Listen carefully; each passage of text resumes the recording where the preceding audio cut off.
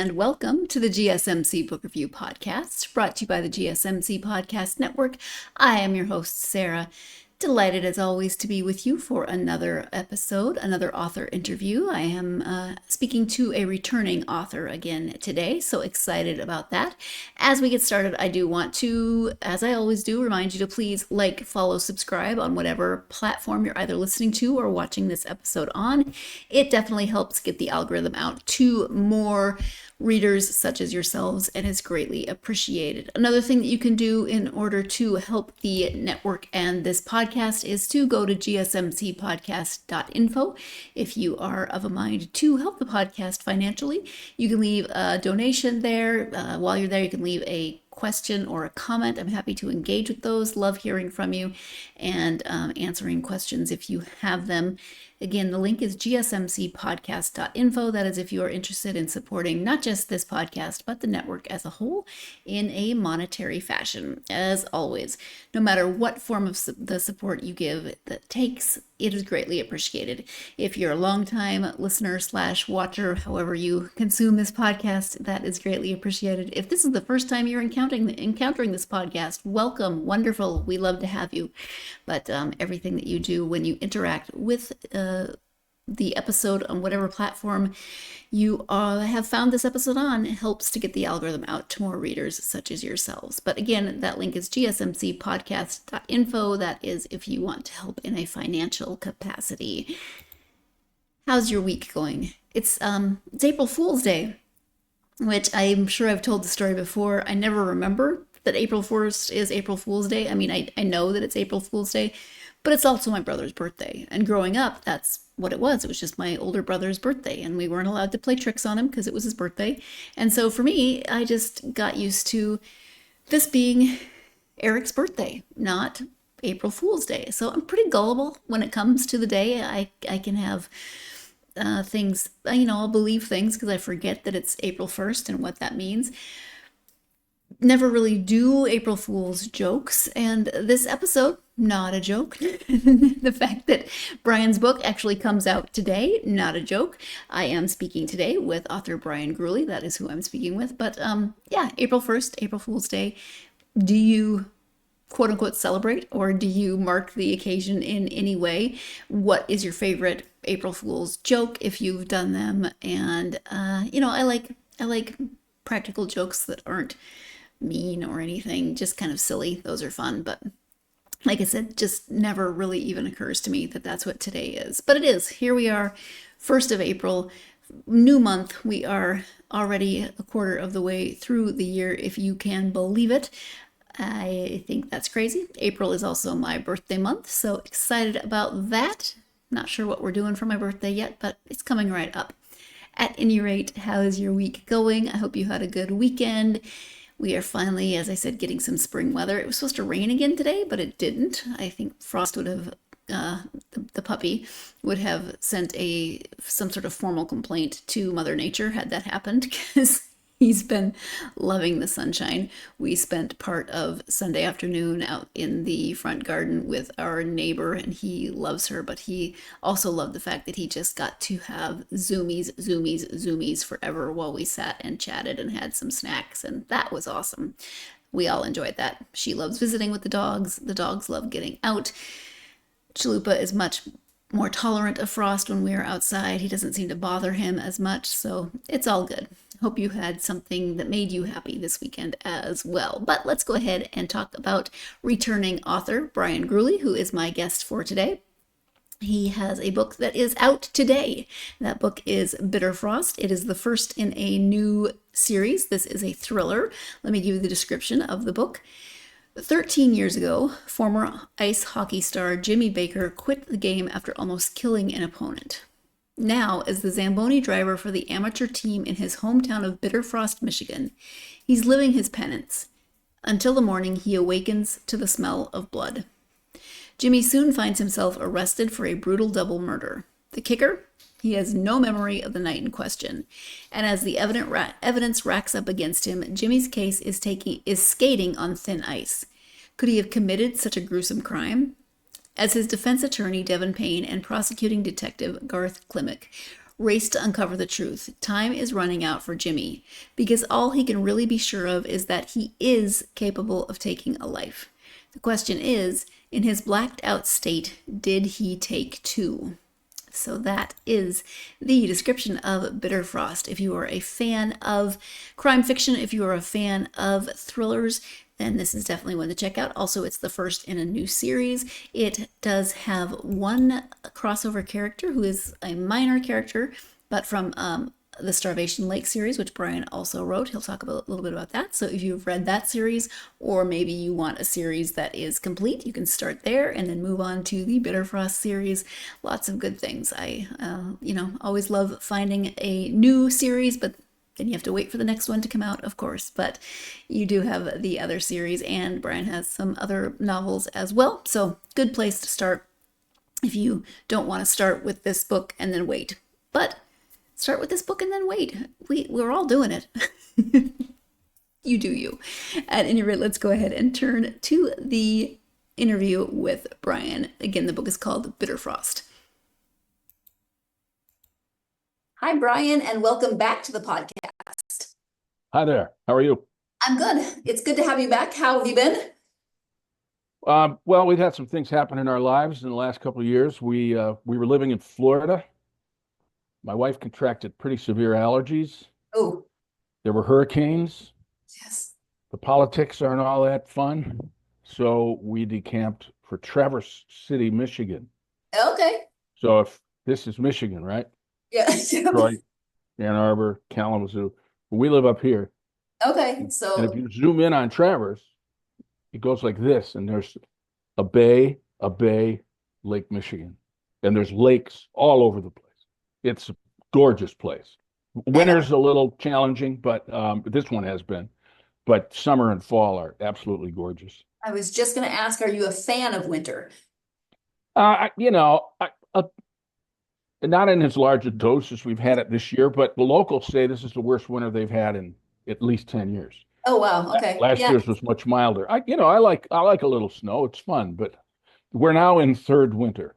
Yeah. It was really nasty in December, and then we had a week or so break, and then we had another month of snow, and then a couple of weeks break, and now we're having more. Yes. So yeah.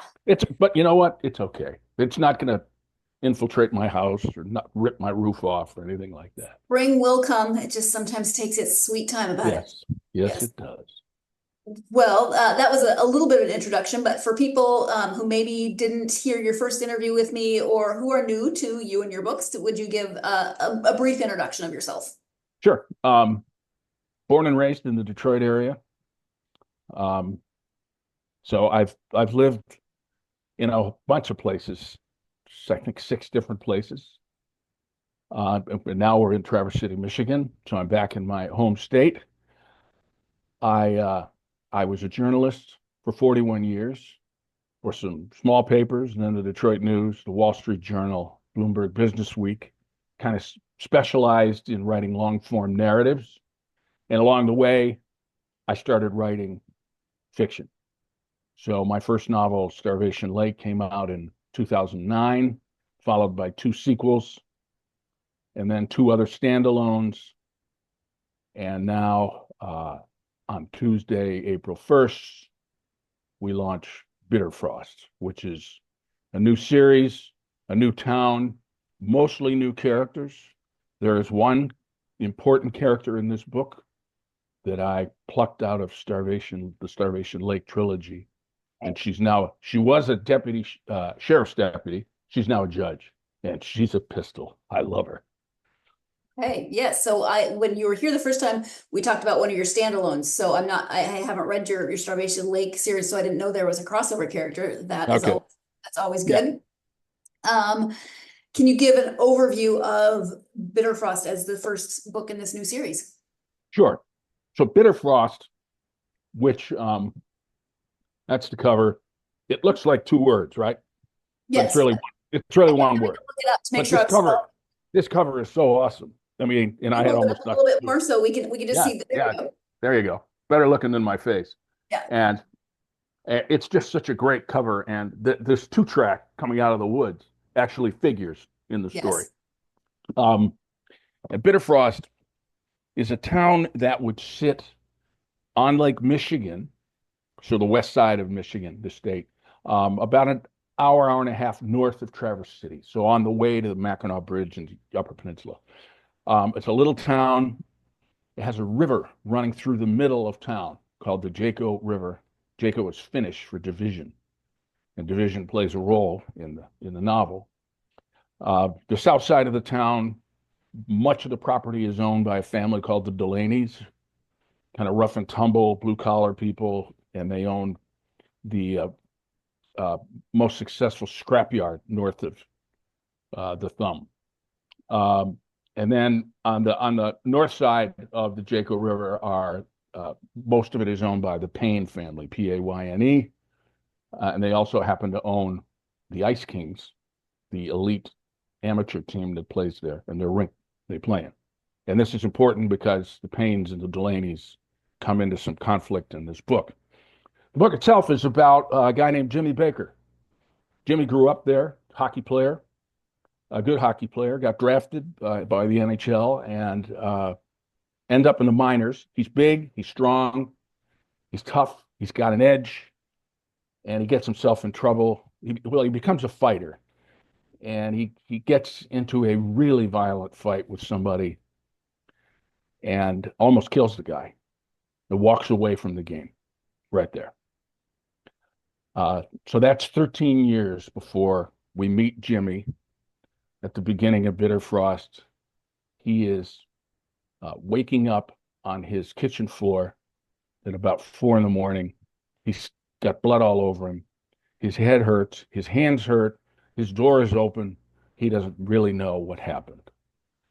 And as it turns, he was in a bar that night. He goes after he's the Zamboni driver for the local team.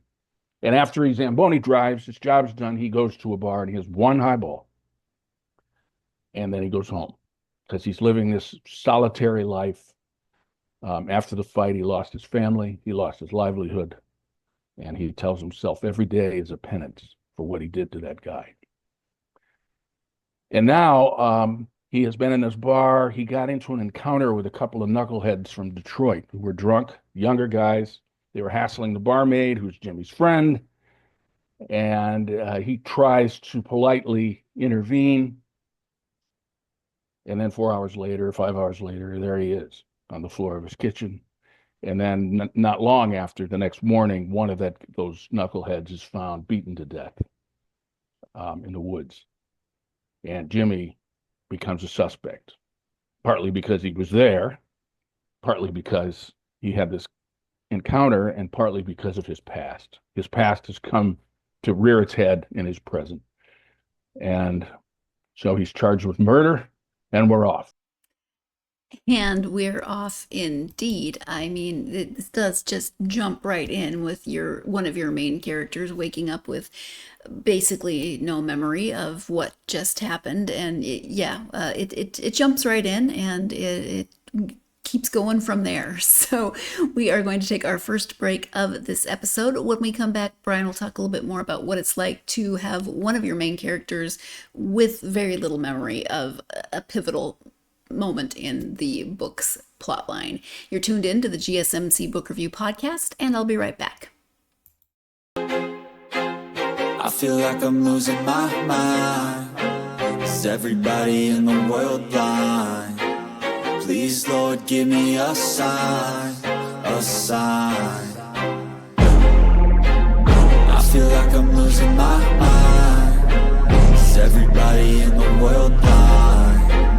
Please, Lord, give me a sign, a sign. I wanna be the greatest. Everybody on the fake shit. I look around and feel like everybody is the fakest. I make this every day and I'm impatient, hoping one day I blow up from the basement. Statement, the top is so vacant. I don't hear shit that I think is amazing. Waiting for my day when I'm playing sold out shows for 1,000 faces. Hey, give me that crown, get in my way and to be put down. It ain't your place, all this my town. If I want that shit, then I'll get it right now.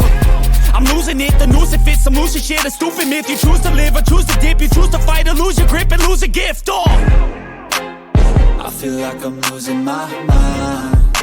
Is everybody in the world blind? Please, Lord, give me a sign, a sign.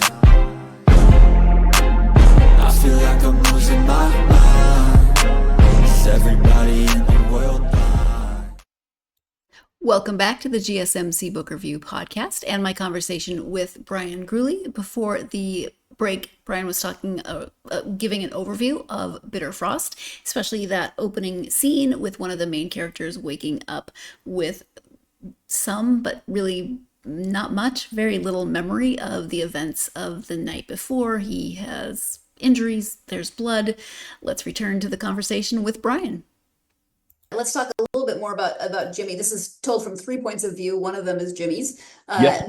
But he's the suspect. He has no memory of the previous 4 to 5 hours. A little bit, but not much. Yeah, a little bit, but not enough to be terribly helpful. So can you talk about writing a main character that has that memory gap, making him relatable, making him, were there challenges to that?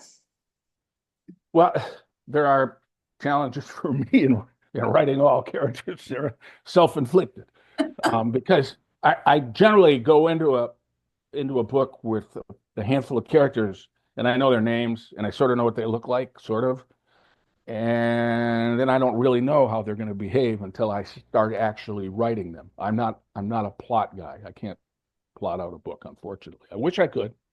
I did it in journalism, in effect, because I always knew how things ended when I was writing stories. And in this case, the challenge with Jimmy in particular, part of it was the memory, but you transfer that issue, you make that problem into a benefit for the book because he has a lawyer, a young woman who's also a hockey player named Devin Payne, of the Payne family, of that prominent family.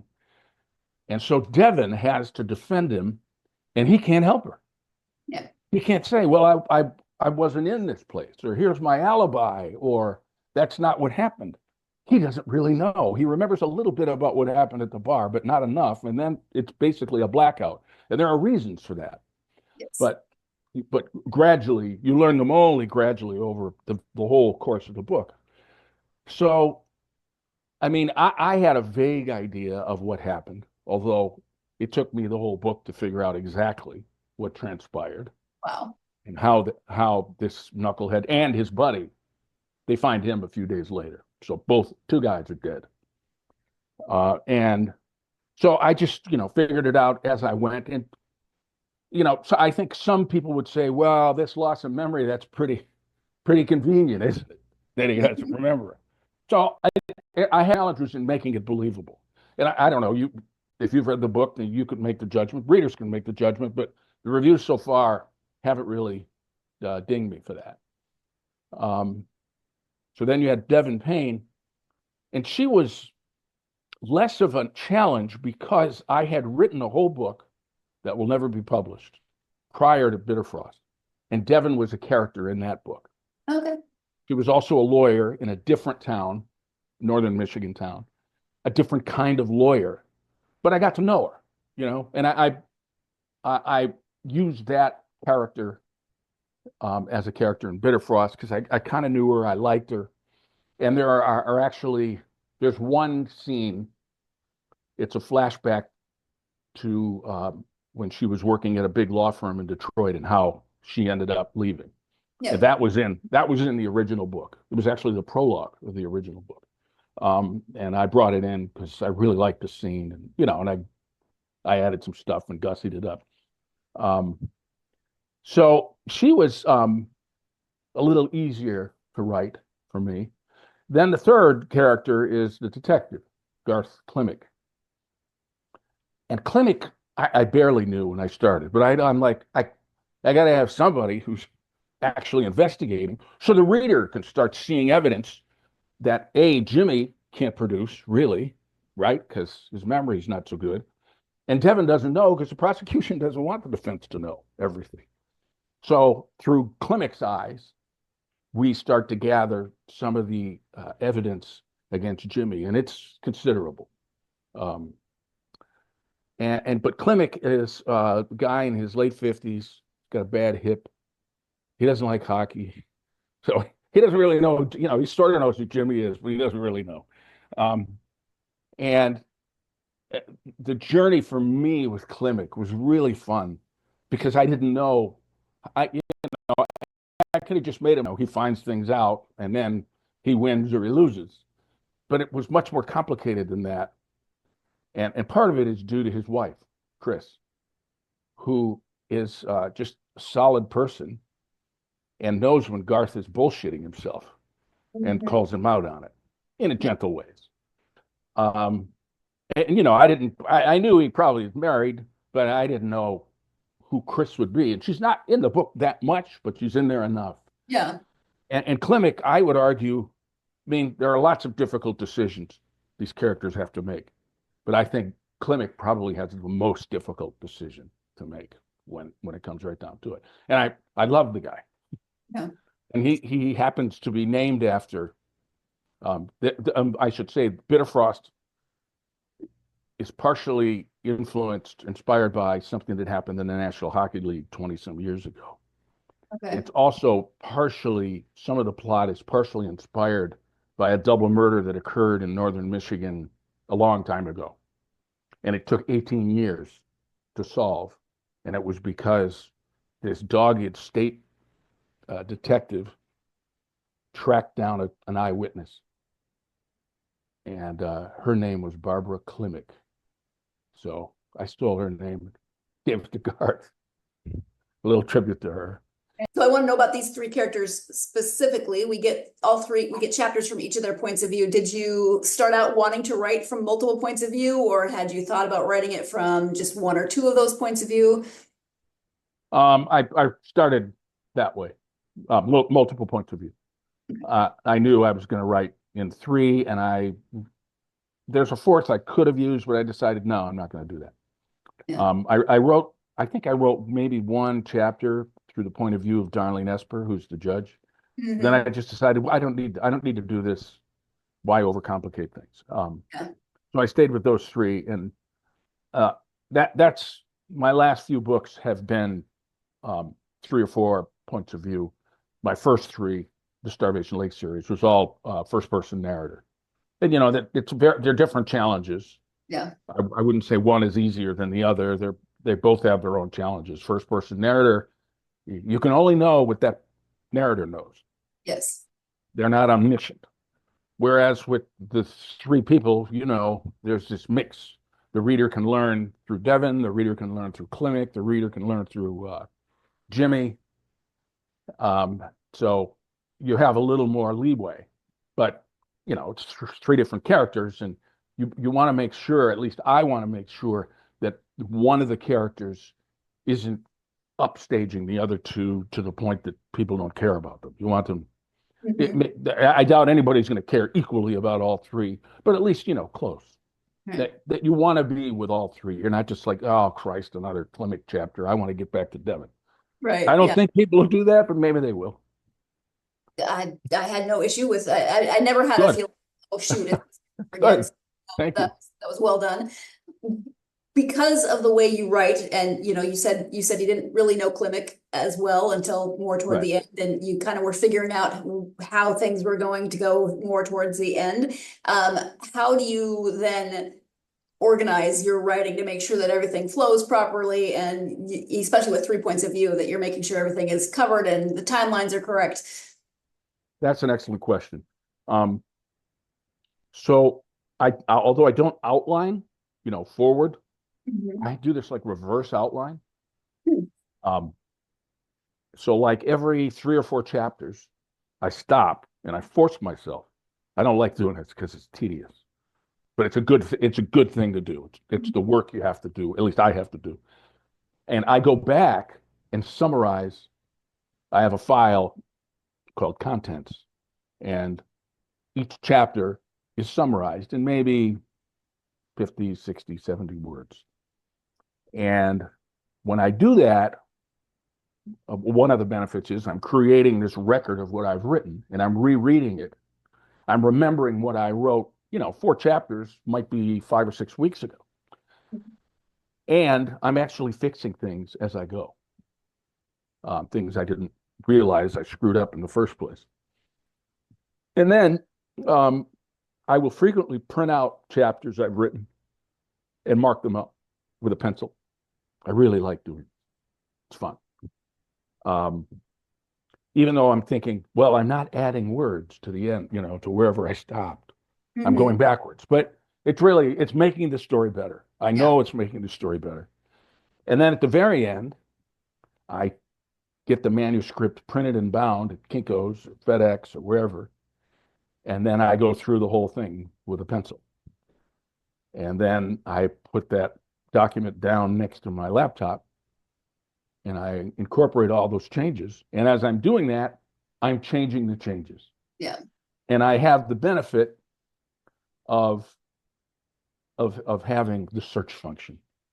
Yeah. All hail the search function. Yeah. I read how Dennis Lehane writes in longhand. I'm like, how the hell are you writing longhand? Yeah.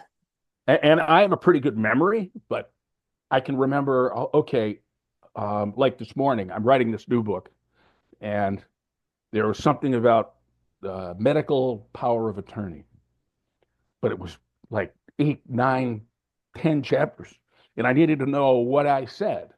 So what do? Search. Power of attorney. Boom, there it is. Yeah. Otherwise, what are you going through pages? Like, oh, that would drive me nuts.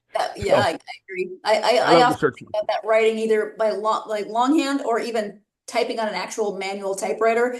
I think both would present very different Yeah, challenges. I haven't done that, the latter. I take a lot of notes longhand.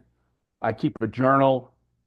I've been keeping a journal for like 50 years. And I write. I like that feel of longhand. My Yeah. handwriting's terrible.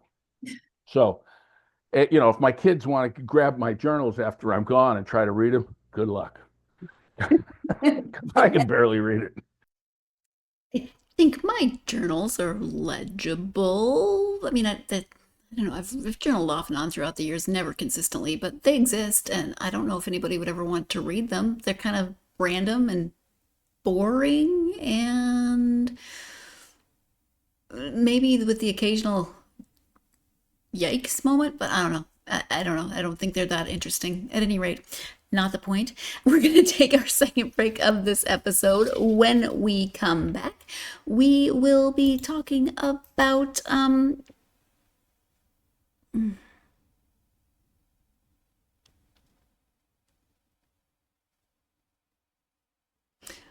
when we come back, we'll be talking about Bryan's shirt. Maybe you've noticed it, maybe you haven't, but we're going to be talking about it. So you're tuned in to the GSMC Book Review Podcast, and I will be right back.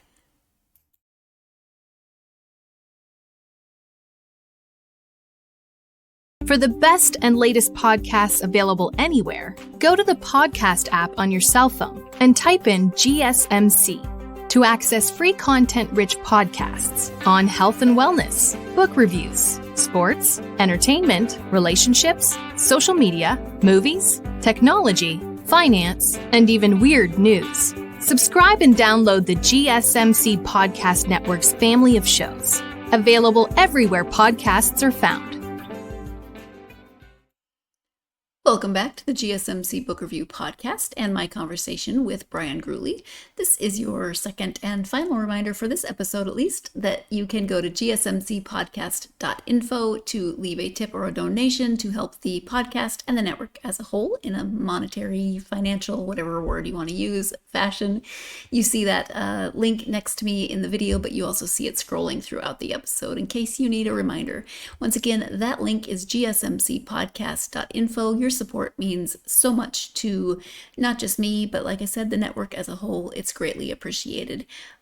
Before the break, we were talking about, well, Bryan was talking about writing and the various types of writing and the search function and the find, how easy it is. You can find things. And I was trying to think of, writing longhand and typing, and I can type, but it's very easy to make mistakes on a manual typewriter, not as easy to fix them. It doesn't matter. That's what we were talking about. Let's go back to the conversation.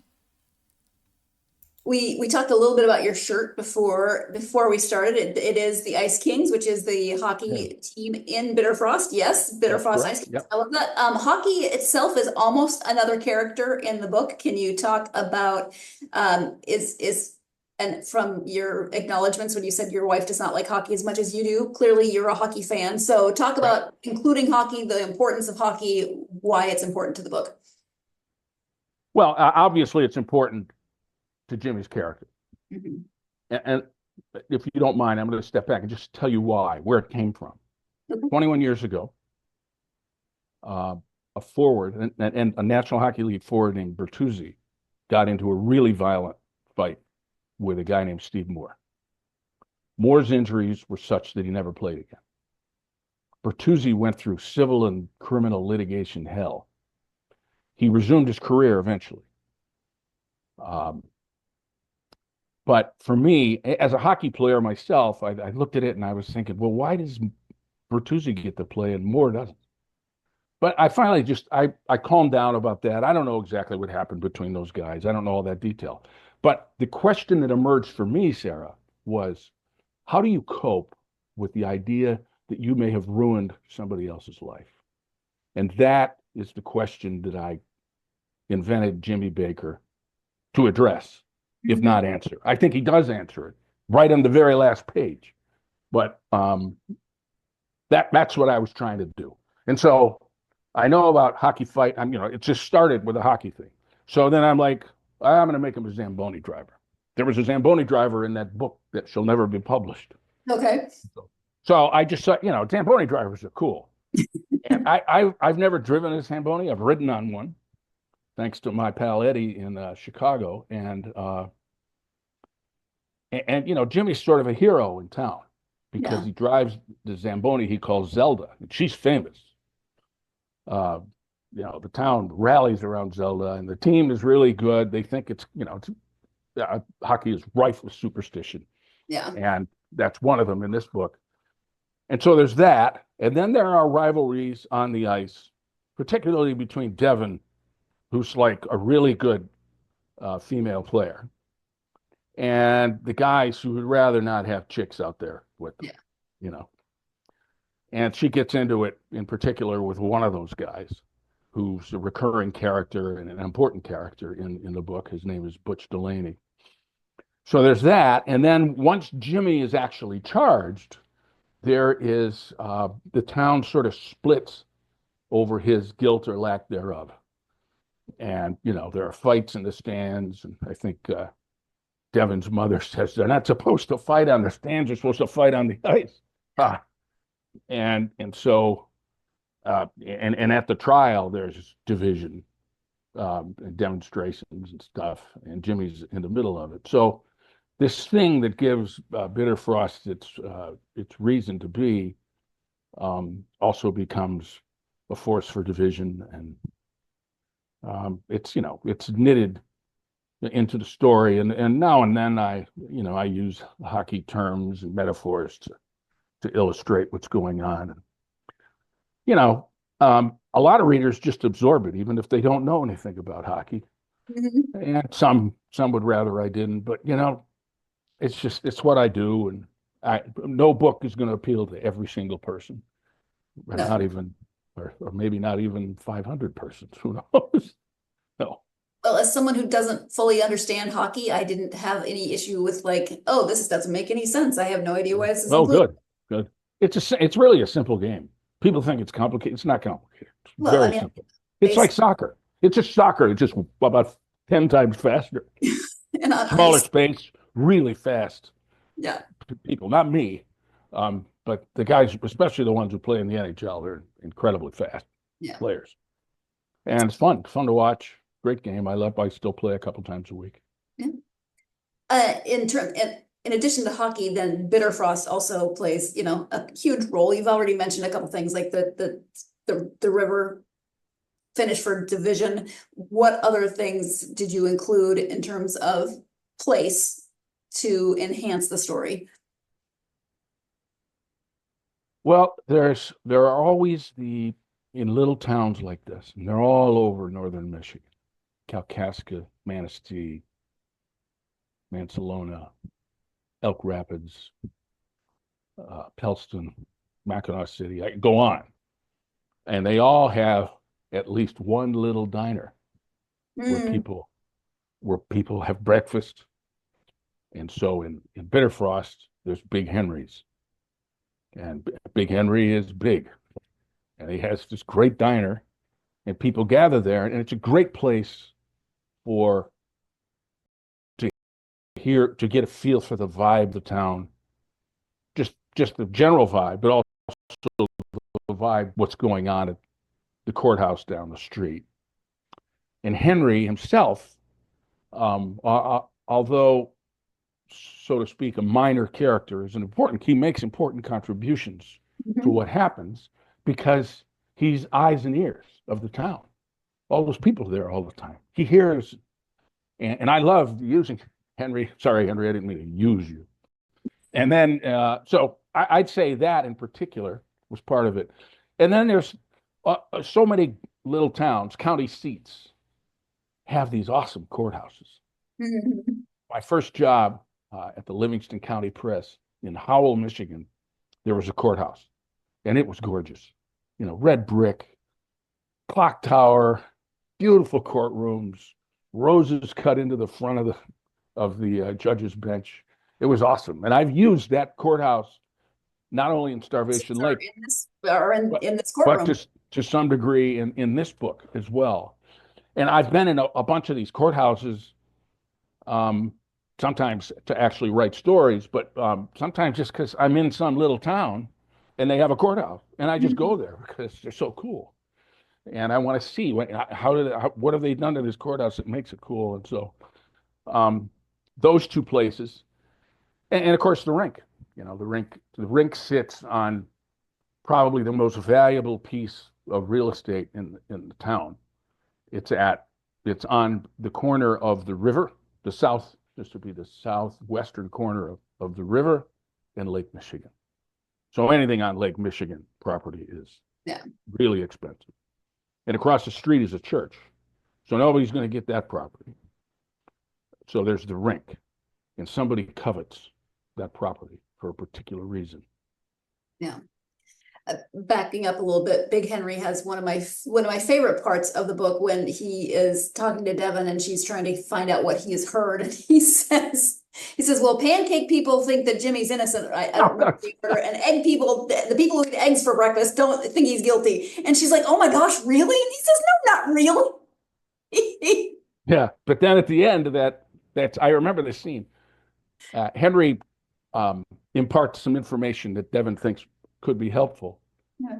And then she says to Henry, tell the customers always order the pancakes. Yes. Pancakes are Jimmy's innocent. Yes. I mean, it gives nothing away in the book. It just made me laugh because yeah, good. I'm glad. I mean, it's not a comedy book, but I think when I was rereading it, I had to reread it, 2 or 3 times for edits and copy edits, and I actually laughed a couple of times. I'm like, yeah, Devin's pretty funny. He's smart. And occasionally Klimek is, maybe unintentionally. Yeah, he's one of those sort of, I wouldn't say, but he's kind of like maybe curmudgeonly a little bit, but he has those intentional moments of levity but he has a moral core. Yes. Klimek. And that's what he struggles with. Yeah. And the tension between his core and his job. And, this is, for lack of a better word, a trope of detective crime fiction. Yeah. Yep. They're constantly balancing what's right against what's the law, what they're supposed to do. No. And Klimek finds himself in that situation. Yes.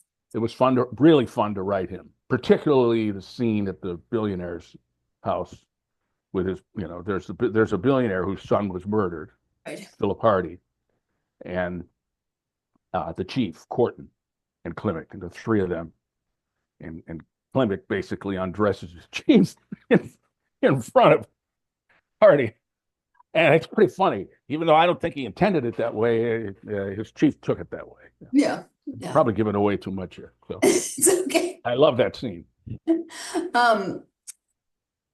We get resolution at the end of certain things, but it's the first of a series, so there's some big things left hanging.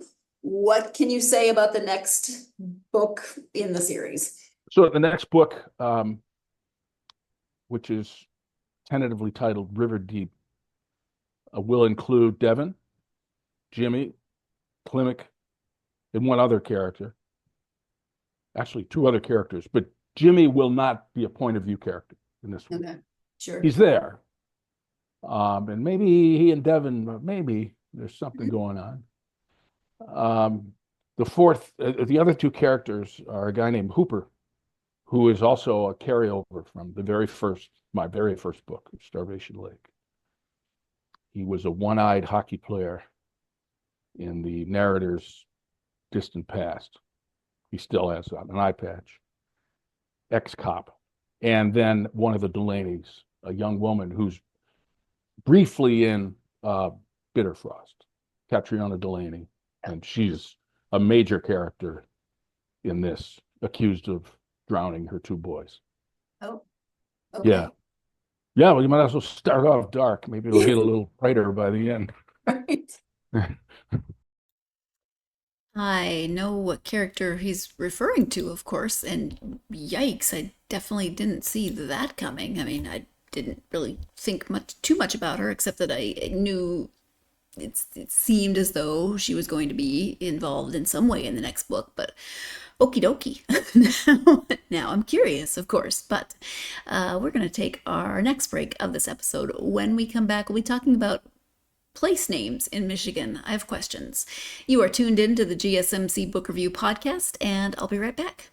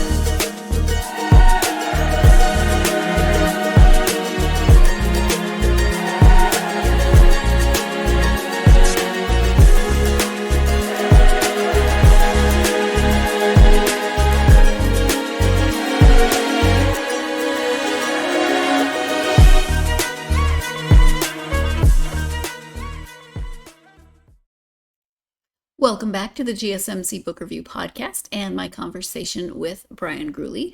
Before the break, we were talking about the current book, the current work in progress, which is the second book in the Bitterfrost series. And needless to say, I am intrigued. Let's go ahead and return to the conversation with Bryan. Just as you were talking, so this book is called Bitterfrost. You have a book called Starvation Lake. Are these typical of place names in Michigan? Is it that dreary? Well, there is actually a Starvation Lake, a lake. There's no town. Yeah.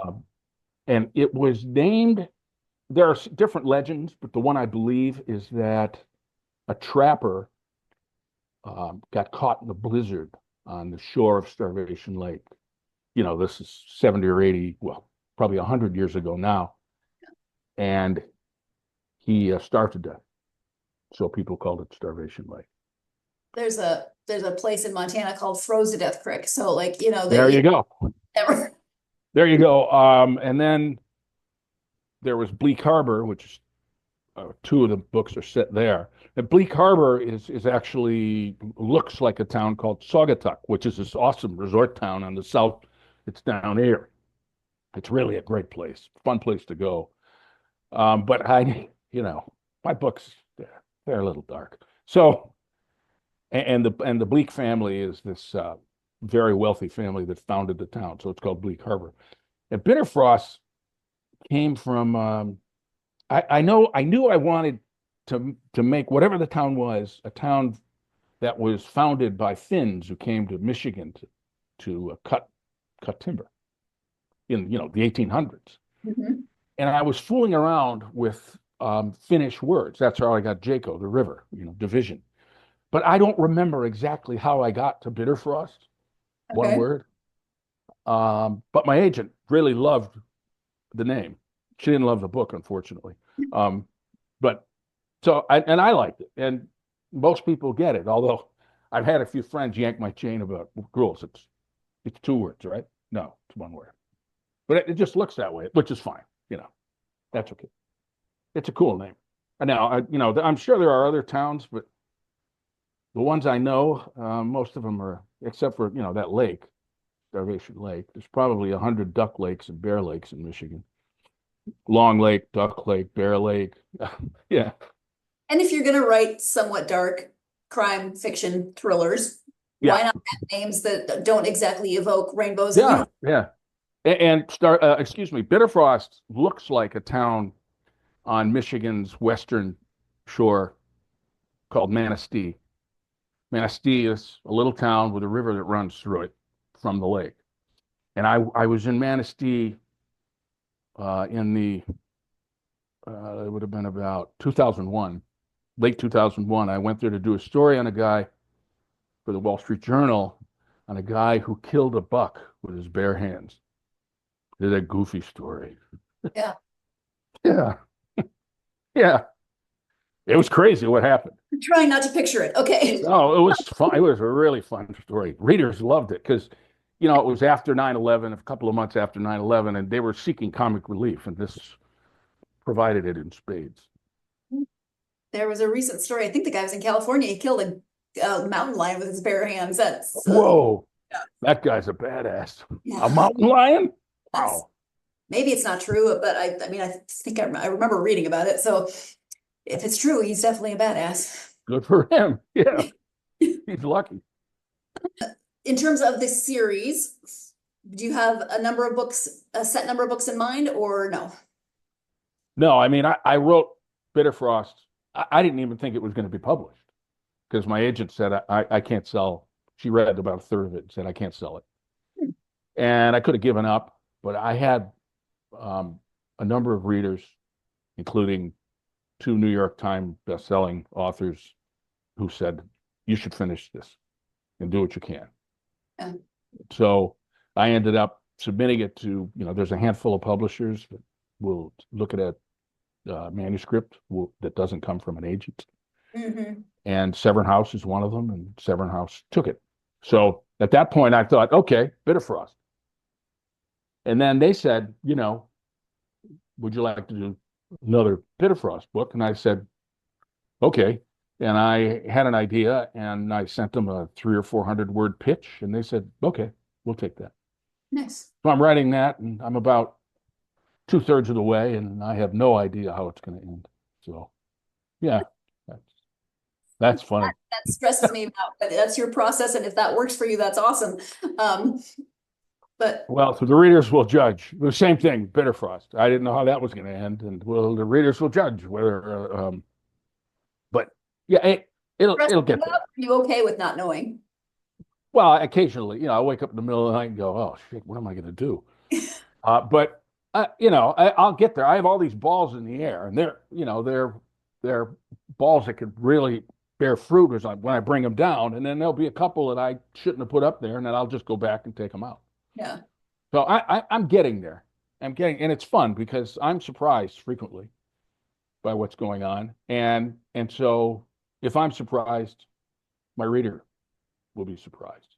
Yeah. And they like that as long as it's earned. If I have flying werewolves show up in second to last chapter, they're probably not going to go for that kind of surprise. That would be But I haven't ruled it out. Okay. Well, now I have to read it. Yeah. Just on the off chance that there's flying werewolves. Do you have a time frame for when it might be released? Well, my deadline for turning in a draft is June 1, and the idea is it'll be out next spring sometime. Okay. And this one, just in case because you said at the beginning, but just as a reminder, this episode comes out on Tuesday, as does the book. So April 1st, when people are watching. That is correct. April 1st, in 3 days. Yes, which is exciting. I can't believe it's here, Sarah.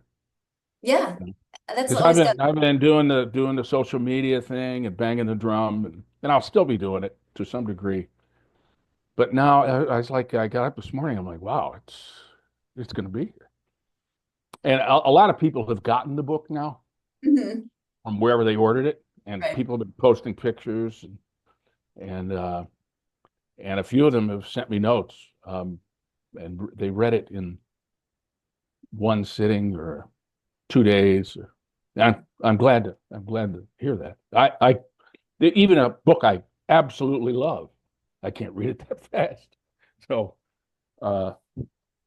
I'm glad to hear that. There's a guy at the grocery store. When we moved here, I went there, this co-op, and he took my credit card and he said, "Whoa, are you the author?" And I said, "Well, I'm not the author. I am an author." And so he's read all my books and he likes them, which is really nice. His name is Dan. He's a really nice guy. I see him all the time. And so when I got my own shipment of books, I took one and signed it and gave it to Dan. Yeah. And he read it that night. Wow. He was done. Which, great for him. Well, great for me, but now he has to wait another year. That's the problem with series. Yeah. Yes. So in terms of readability, you tend to have, there are the 3 points of view, and then the chapters are not terribly long. So like if you are the type of person that likes to read before bed, you can read a chapter very easily. Do you have kind of a fixed number of words for chapters, or do you just write till you feel like it's? No, I don't have a fixed number, but if you do the math, it comes out to about somewhere between 1,000 and 1,500 words a chapter. Okay. And there are a few chapters that take place on one page. Yeah.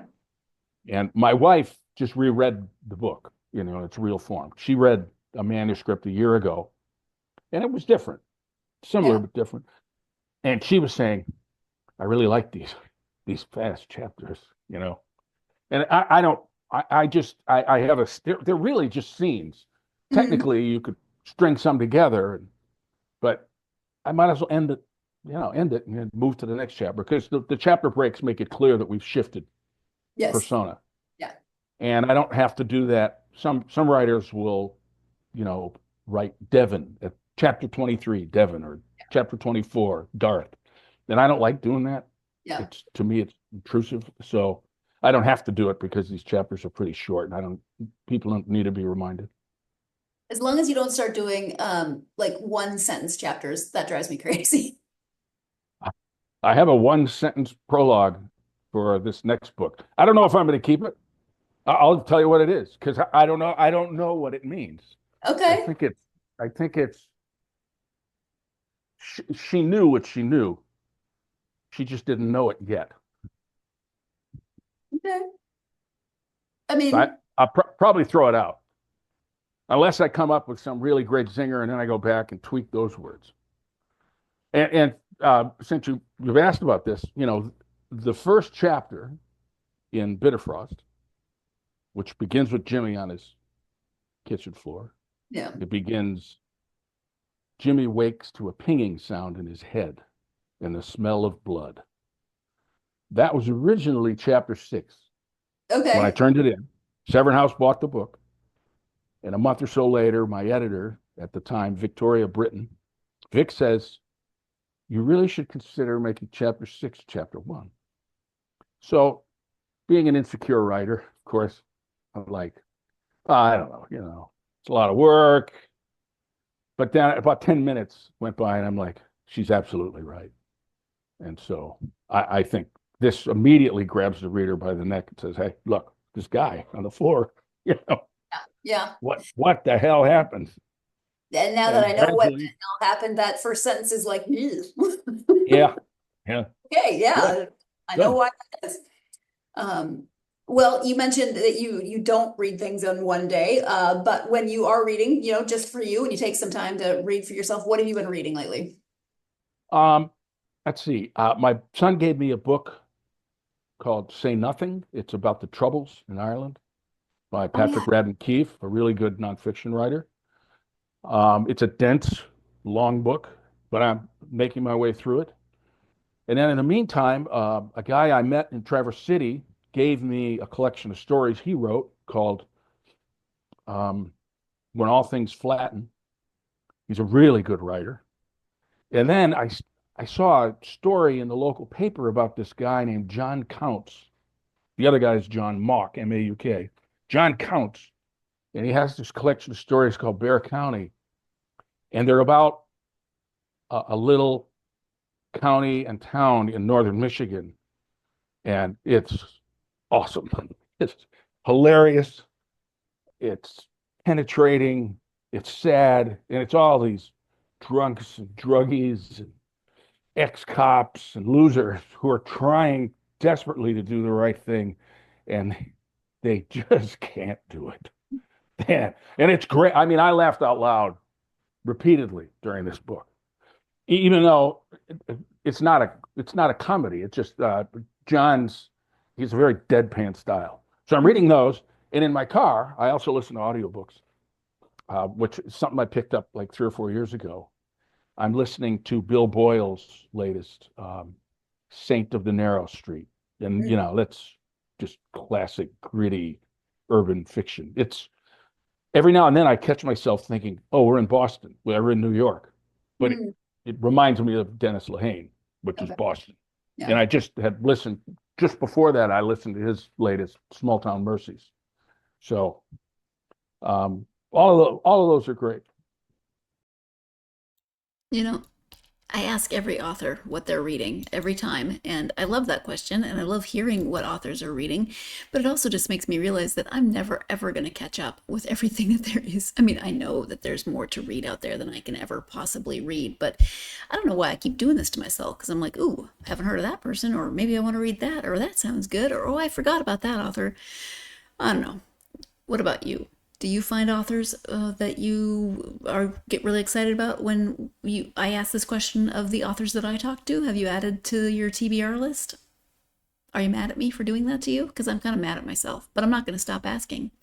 We're going to take our last break of this episode. When we come back, Bitterfrost audiobook. Just wait and see. We are tuned into the GSMC Book Review Podcast, and I'll be right back.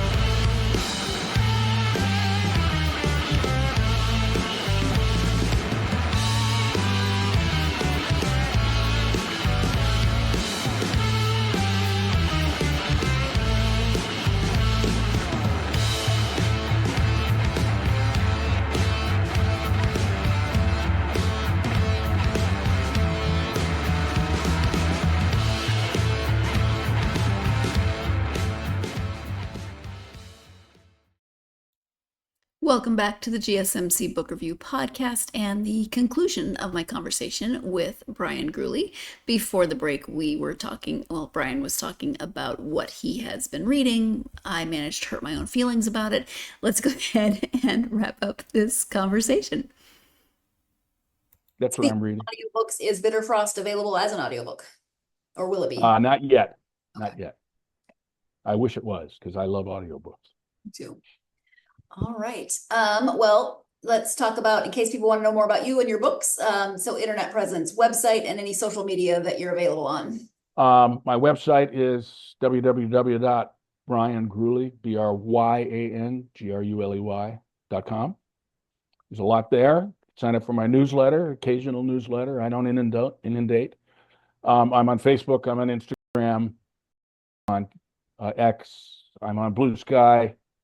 And all of them are pretty much just Bryan Gruley. There's no clever nickname or anything like that. That's just Bryan Gruley. You could find me in all of those places. And I have an email. Readers email me at bryangrulleybooks@gmail.com. Perfect. Thank you. Did I cover everything? I think so. I think so. It sounded like it, but only you would know because I don't. Yeah. But it's on your website, so I mean that's the first place to start in terms of finding things, I would imagine. Yep. Right. Bryan, is there anything that we haven't covered that you wanted to make sure you highlighted or mentioned? I can't think of anything, Sarah. You asked such excellent questions. I hope people read the book. And if you read the book and you like it, it's a big help to authors to go on Goodreads or Amazon. You don't have to write a 400-word review. All you have to write is hit that 5-star and write great read. Yeah. That's all you need to do. It really helps. It isn't just an ego booster. It literally changes the way those, in particular, Amazon sells its books. Yeah. Yeah. They give books with high ratings more presence. So it's really helpful. So thanks. Thanks. Yeah, I think don't overthink it. That's what I always say in terms of reviews. Don't overthink it. Just it can be a sentence. Yeah, I got the obligatory 2-star on NetGalley the other day saying it has too much profanity. And it's a book about hockey players, so But they don't say gosh darn and gee willikers. But I always get one of those.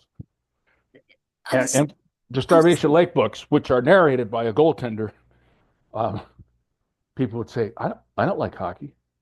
And they'd ding me for that. And I'd say, do you walk into Baskin Robbins and order chocolate and then say, I don't like chocolate? But, yeah. God bless them. That's interesting because, I mean, yes, there was profanity, but it wasn't to the point where I was like, holy buckets, this is. I literally, at the end of the book, Sarah, I will search the F word to see. Yep. And there's some that's just, they're people, this is how they talk. Yeah. I want it to be, authentic sounding. But there are some that, that you don't really need them. Right. So I either get rid of them or I substitute something less offensive. Clinic abhors that kind of language. Yeah. So, can we talk about Jimmy's obsession with grammar really quick? Just because. Oh yeah, sure. Why was that for Jimmy? At the beginning, it was just, I don't know why. It's one of my things. It drives me nuts.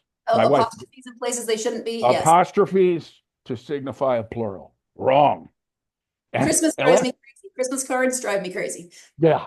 The last week I was at the pharmacy and they were wearing, it was pajama day. So all the staff are all wearing pajamas. And it said, there was a sign that said, it's pajama day. And it was ITS, no apostrophe. And I'm like, this is wrong. And this guy, Travis, is back there. He goes, that's driving me crazy. And he came over with a marking pen and put an apostrophe in. So I just gave Jimmy that. To me, it was just a personality quirk. Yeah. And he learned it like I did at Catholic school. He went to St. Henry's in Bitterfrost. And the nuns made him diagram sentences. I diagrammed sentences when I was in high school. And he nudges people about it. Yeah. And then it turns out it matters in the story. Yeah. All right. Which I did not plan. I didn't plan that. It just came out that way. And I had to go back. That's what happens. I'll get near the end and I'm like, oh, I got to do this. So then I got to go back and change all this stuff. So it leads, you can't just have it come out of nowhere. The reader has to get to it. And it's okay if they're surprised. They like being surprised. But they can't think, well, this came out of nowhere. You want them to think, oh, shit, I should have seen this coming. That's what you want. Otherwise, it's just flying werewolves, which is now going to be my metaphor for anything that comes out of nowhere. A flying werewolf. Once Michael Connolly, the great, Bosch, and he's a really great guy. And I got to know him doing some things with him. And I texted him about a book he was reading of mine. And he said, I'm halfway through. It's really good. And I said, did you get to the flying werewolves yet? And he said, no spoilers. Yeah. Especially, that's a big one. Yeah. Well, Bryan, it's been a lot of fun. Thank you so much for coming back on the podcast to talk. Yeah, this is great. I love being here. And thank you for all your good questions and your thoughtfulness.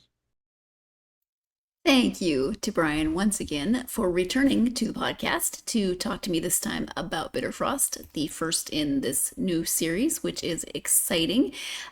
If you are a fan, like I said at the beginning, of thrillers, of crime fiction, then you definitely will want to check this book out. Maybe some of Bryan's other books, especially that series that does have a bit of a tie-in with Bitterfrost. You might want to start there. Maybe not. All up to you. In terms of the ick and the eek factor, my personal scale on these things is I have a fairly low tolerance for both of those. The eek factor, very low. Didn't feel like I was going to have nightmares or anything like that. No major jump scares. Ick factor was still low, maybe a little bit higher than some.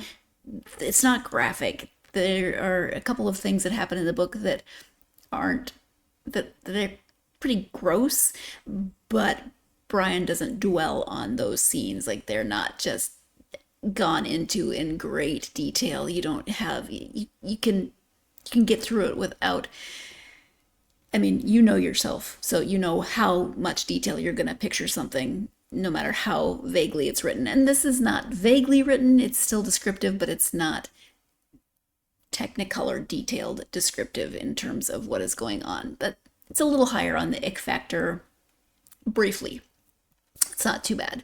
So if that is something that you consider, then think about that as you go into this book. But definitely check out Bryan's books. He's got characters that are relatable, even when you're not quite so sure what their motivations are, or if you should be rooting for them. But you still, like Jimmy has got some demons for sure. But I still felt myself rooting for him. I wanted him to make things work and figure things out and work on his relationship with his daughter and, just everything. And you hope as the reader that he didn't do something crazy in his blacked out state, but you got to get through the book and find out on your own what actually happened and what's going on and how they're going to wrap things up. So, and then the other 2 points of view, Garth and Devon, looking forward to hearing more about both of those characters and from both of those characters in the next book, getting to know some new characters, continuing to have Jimmy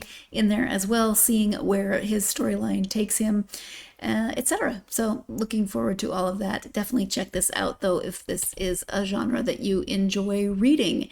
I thank you for joining me for this episode. Excuse me, I apologize for my voice getting creaky.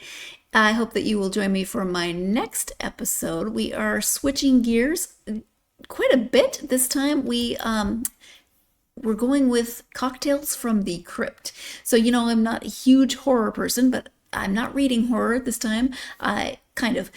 These are cocktails to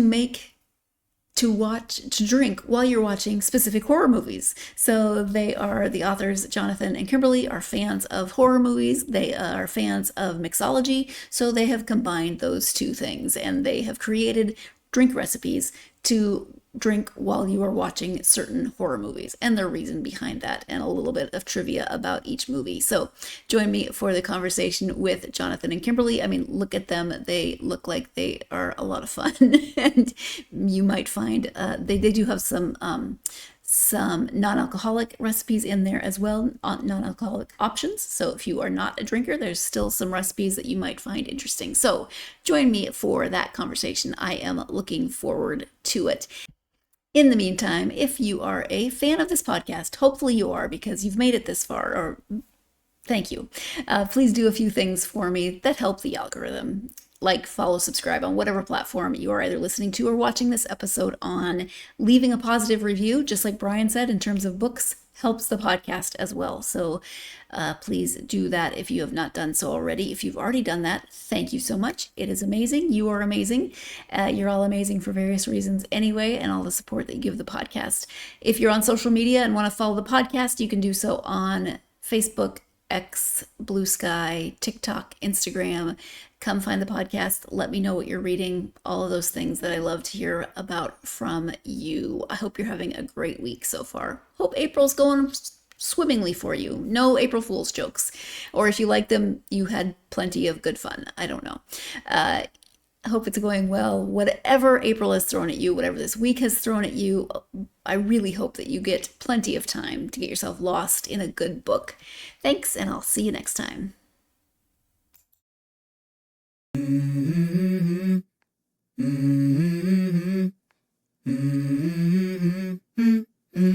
Let's go.